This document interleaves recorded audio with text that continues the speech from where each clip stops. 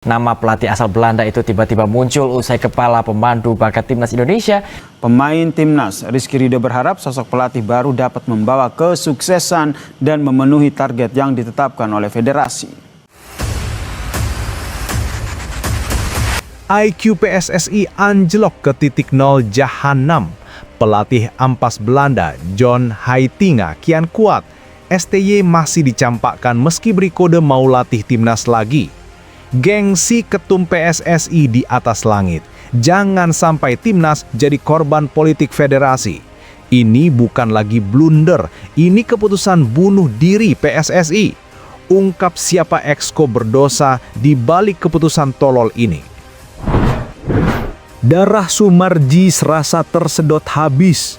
Era kegelapan timnas benar-benar muncul lagi. Tanda rindu kejayaan bareng STY bukan lagi sekadar kerinduan, tapi bukti kegagalan total kepemimpinan PSSI. Siapa yang berani membunuh harapan rakyat setelah STY membangun segalanya? Lihat siapa yang harus mundur sekarang. Piala AFF akan meledak. Ciro Alves dipanggil timnas usai resmi jalani proses naturalisasi. Siap jadi senjata rahasia timnas, masuk 15 menit terakhir, obrak-abrik pertahanan lawan yang sudah kelelahan. Sampai mana proses naturalisasi Ciro Alves? Saksikan hingga tuntas untuk mengetahui fakta benarnya.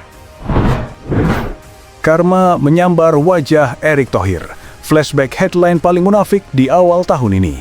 Erick Thohir, lebih baik pecat STY dan ambil resiko daripada menyesal.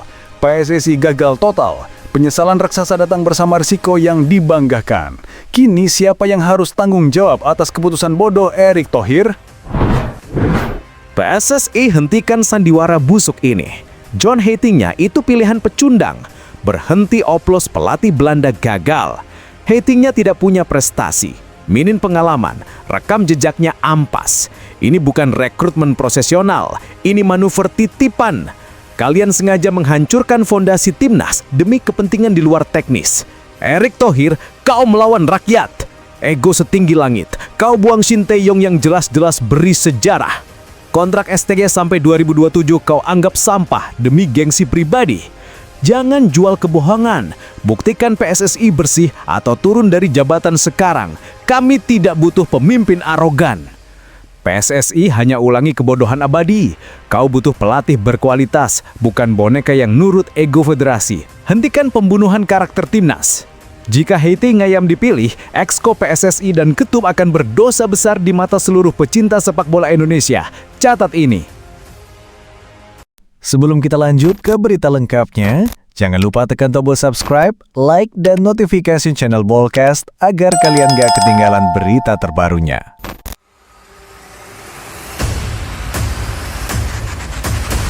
PSSI memalukan. Skandal pelatih ampas di depan mata. Ego Erick Thohir bunuh masa depan timnas. Drama pemilihan pelatih tim nasional Indonesia bukan lagi babak klimaks, tapi sebuah komedi gelap yang dipentaskan oleh PSSI yang gagal total. Di tengah jeritan publik yang menuntut kontinuitas program yang sudah terbukti, PSSI justru mempertontonkan manuver politik federasi yang menjijikan. Nama John Heitinga, mantan bek yang rekam jejak kepelatihannya masih hijau dan minim prestasi, tiba-tiba disodok sebagai kandidat terkuat, mengangkangi nama-nama yang lebih matang. Perkembangan memalukan ini langsung dicap sebagai kebodohan abadi PSSI terulang lagi dan blunder bodoh part buah, sebuah aib yang tak termaafkan bagi sepak bola tanah air. Gengsi setinggi langit versus kualitas sampah, sinyal Heitinga dan kebandelan Erick Thohir. Rumor Heitinga memanas setelah media Belanda menyoroti aksi digitalnya, mengikuti akun PSSI dan ketum PSSI Erick Thohir di Instagram. Ini bukan sinyal profesionalisme, ini adalah sinyal bahaya. Mengapa PSSI di bawah kendali Erick Thohir begitu terobsesi pada pelatih Belanda kelas 2 dengan pengalaman melatih level senior yang tidak teruji? Pertanyaan tajam yang harus dilemparkan ke wajah petinggi federasi adalah, apa gunanya otak itu jika gengsi Erick Thohir setinggi langit sampai memilih pelatih ampas dari Belanda lagi? PSSI ini doyan kawin cerai dengan pelatih gagal atau memang tidak punya harga diri? Publik mencium aroma busuk bahwa pemilihan ini didominasi oleh ego dan arogansi petinggi federasi yang ingin membuktikan diri dengan pelatih pilihan mereka sendiri daripada memilih yang terbaik. Kekhawatiran bahwa koneksi keturunan Indonesia Heitinga menjadi faktor utama penunjukan, bukan murni kualitas kepelatihan, semakin memperkuat tuduhan adanya upaya meloloskan nama titipan demi kepentingan di luar teknis. Ini adalah potensi pembunuhan karakter timnas. Mendepak sang legenda, PSSI ogah-ogahan datangkan Shin Tae-yong. Di sisi lain, sosok Shin Tae-yong, pelatih yang sukses mencatat sejarah emas meloloskan timnas ke babak gugur Piala Asia dan Piala Asia U23, justru diabaikan mentah-mentah. Meskipun Erick Thohir sendiri pada April 2024 mengkonfirmasi perpanjangan kontrak STY hingga 2027 karena memenuhi target, PSSI melalui sumber internalnya tidak malu-malu menegaskan bahwa nama Shin Tae-yong tidak termasuk dalam daftar 5 calon yang diwawancarai. PSSI sedang mempermainkan publik. Jika kontrak STY benar-benar hingga 2027, mengapa namanya dibuang dari prioritas? Jika kontraknya sudah berakhir, mengapa PSSI tidak berusaha sekuat tenaga merekrut kembali sosok yang dicintai supporter dan sudah membuktikan fondasi timnas yang solid? Dugaan kuat mengarah pada konflik personal atau perbedaan ego yang membuat petinggi PSSI termasuk Ketum ogah memutar haluan kembali ke pelatih Korea Selatan tersebut. PSSI lebih memilih menanggung resiko memilih pelatih baru yang meragukan daripada berdamai dengan pelatih yang terbukti berprestasi. Exco PSSI harus bertanggung jawab. Mereka berdosa besar. Saksikan analisis pedasnya sekarang. Publik menuntut agar nama-nama Exco PSSI yang menyetujui keputusan kontroversial ini diungkap secara transparan. Jika pada akhirnya PSSI memilih pelatih dengan rekam jejak meragukan seperti Heitinga, mengabaikan prestasi STN legendaris, dan mengulangi pola lama pelatih Belanda yang sering gagal di Indonesia, maka para Exco yang menyetujui keputusan tersebut akan dianggap berdosa besar karena secara sadar mengorbankan dan menghancurkan masa depan timnas hanya demi gengsi dan arogansi. Keputusan akhir ini adalah ujian integritas bagi kepemimpinan Erick Thohir. Seluruh mata publik menanti apakah PSSI akan memilih jalan yang penuh kontroversi dan kehancuran dengan John Heitinga atau akhirnya menurunkan ego dan mendengarkan jeritan suara supporter yang mendambakan kepemimpinan yang bebas dari kepentingan pribadi dan dendam kusumat. Karma menyambar wajah Erick Thohir. Flashback headline paling munafik awal tahun. Erick Thohir soal STY. Lebih baik pecat STY dan ambil resiko daripada menyesal. PSSI gagal total. Penyesalan raksasa datang bersama resiko yang dibanggakan. Kini siapa yang harus tanggung malunya? PSSI di bawah kepemimpinan Erick Thohir kini berada di titik nadir, terperangkap dalam jebakan kalimat arogansi yang mereka banggakan sendiri hampir setahun silam. Jika pada Januari 2025, Ketua Umum PSSI Erick Thohir dengan lantang menyatakan, lebih baik pecat STY dan ambil resiko daripada menyesal. Kini, resiko yang diambil itu bukan hanya berbuah kekalahan, tetapi malapetaka emosional dan penyesalan raksasa yang harus ditanggung oleh seluruh rakyat Indonesia. Bukti paling telanjang dari kegagalan ini datang kemarin malam, 8 Desember 2025.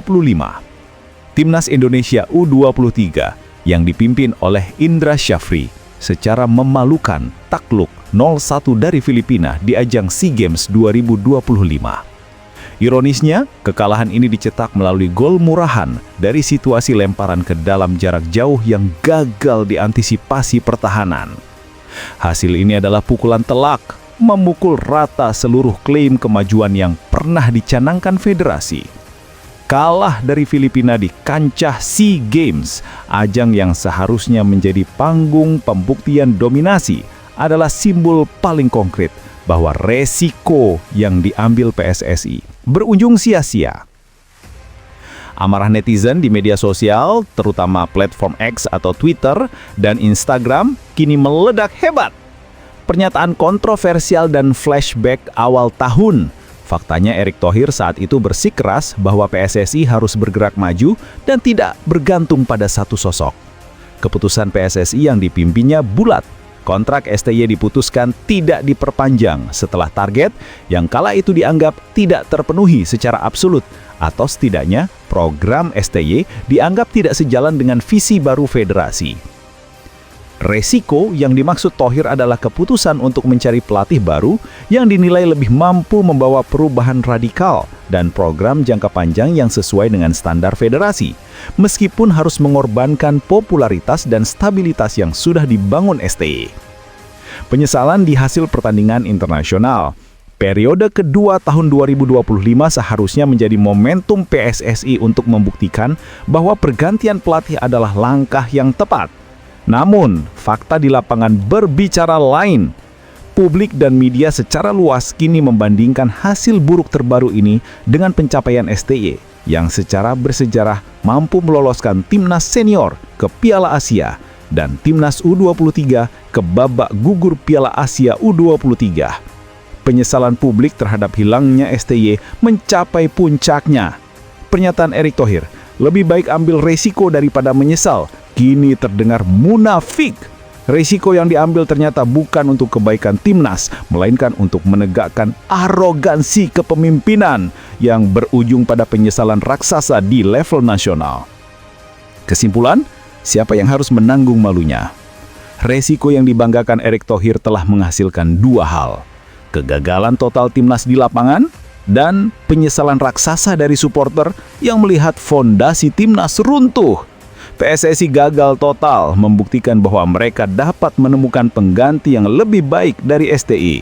Mereka hanya berhasil membuktikan bahwa PSSI mengulangi pola lama, mengorbankan stabilitas dan prestasi demi kepentingan politik atau ego federasi.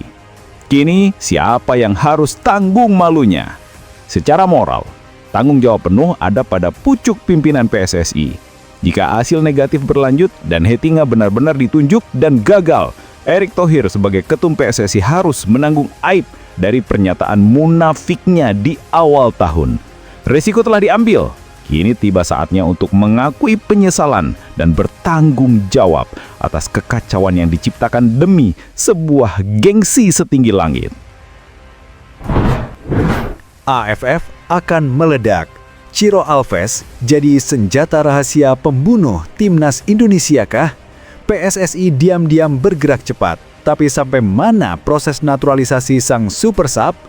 Diskusi mengenai naturalisasi Ciro Alves, winger lincah yang dikenal memiliki kecepatan dan kemampuan finishing di atas rata-rata di Liga 1, sebenarnya telah bergulir panas sejak pertengahan tahun 2025. Potensinya untuk timnas Indonesia dianggap vital, terutama sebagai super sub yang mampu mengubah jalannya pertandingan di menit-menit akhir. Setelah periode kritis kualifikasi Piala Dunia, timnas Indonesia dihadapkan pada turnamen regional prestisius Piala AFF yang akan digelar di pertengahan tahun 2065. Kebutuhan akan pemain yang dapat memberikan impact instan dari bangku cadangan, terutama saat pertahanan lawan sudah kelelahan dan marking mengendur, menjadi prioritas. Ciro Alves dengan dribbling eksplosif dan etos kerja yang tinggi memenuhi kriteria tersebut. Bintang lapangan hijau yang kini menjadi pilar utama Malut United FC, Ciro Henrique Alves Ferreira e Silva atau yang akrab disapa Ciro Alves, telah mengambil langkah serius dan monumental dalam hidupnya. Penyerang asal Brasil itu secara resmi memulai proses pengajuan permohonan naturalisasi untuk menjadi warga negara Indonesia atau WNI.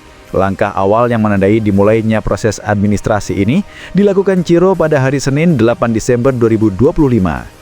Didampingi oleh asisten manajer Malut United, Asgar Saleh, Ciro Alves mendatangi langsung kantor wilayah Kementerian Hukum dan HAM atau Kanwil Kemenkumham Maluku Utara di Ternate.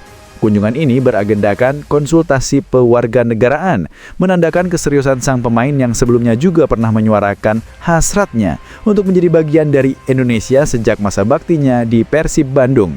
Kedatangan Ciro disambut langsung oleh Kepala Kanwil Kemenkumham Malut, Budi Argapsitungkir. Dalam pertemuan tersebut, pihak Kanwil memberikan lampu hijau dan menyatakan dukungan penuh mereka terhadap niat baik sang pemain.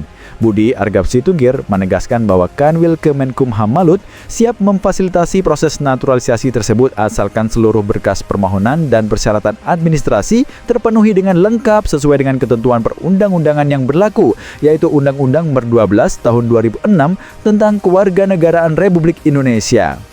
Kami mendukung proses naturalisasi saudara Ciro menjadi WNI. Jika berkas permohonan telah lengkap dan sesuai, dapat kami proses segera melalui sistem AHU online, ujar Budi Argapsitungkir. Dukungan serupa datang dari Malut United FC. Asisten manajer Malut United, Asgar Saleh, memastikan bahwa pihak klub memberikan dukungan 100% terhadap keinginan pemain andalannya tersebut.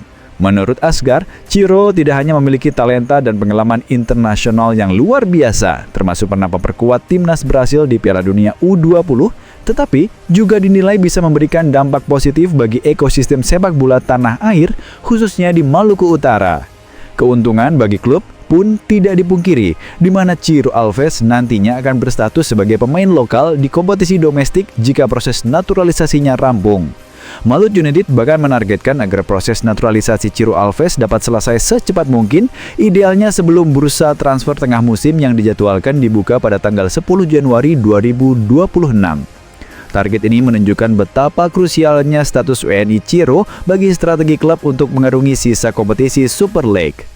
Penting untuk digarisbawahi, proses naturalisasi yang ditempuh oleh Ciro Alves ini adalah melalui jalur biasa, bukan jalur istimewa yang memerlukan pertimbangan politik dan persetujuan Dewan Perwakilan Rakyat serta Presiden.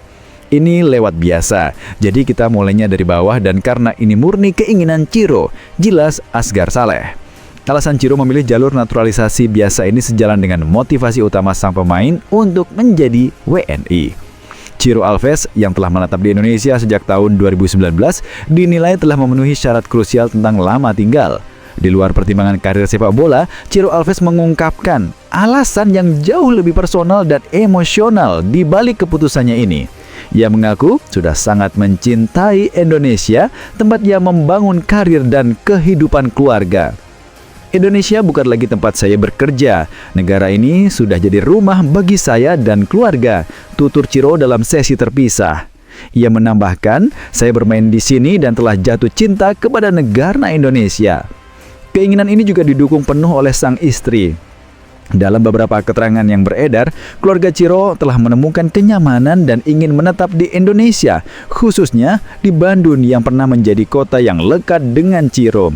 Kebutuhan Ciro untuk naturalisasi yang kini berusia 36 tahun dan merupakan pemain kunci di lini serang Malut United tentu saja memicu spekulasi mengenai potensi dirinya untuk membela timnas Indonesia di masa depan. Meskipun Ciro telah berusia matang, kualitas dan pengalaman yang dimilikinya masih dianggap mumpuni untuk bersaing di level internasional. Namun Asgar Saleh menegaskan bahwa kemungkinan membela timnas Indonesia bukan alasan utama Ciro mengajukan naturalisasi. Terkait kemungkinan membela timnas Indonesia, hal itu bukan jadi alasan Ciro menjadi WNI. Menurutnya, kemungkinan dia membela Garuda merupakan persoalan lain dan bukan prioritas sang winger saat ini, tegas Asgar Saleh. Fokus utama Ciro adalah menjadi WNI karena kecintaan dan alasan keluarga yang kemudian akan berimbas positif pada statusnya di kompetisi domestik. Saat ini, proses naturalisasi Ciro Alves secara resmi telah memasuki tahap awal dengan kunjungan konsultasi ke Kemenkumham. Tahap selanjutnya adalah kelengkapan dokumen yang akan diurus oleh pihak Malut United untuk kemudian diproses melalui sistem administrasi hukum umum atau AHU online. Perjalanan Ciro Alves untuk sepenuhnya menjadi WNI masih panjang, melibatkan berbagai verifikasi dari instansi terkait seperti imigrasi, BIN, BNPT, dan Mabes Polri. Namun tekad sang penyerang Brasil ini telah bulat. Ia ingin menjadi bagian dari bumi Nusantara.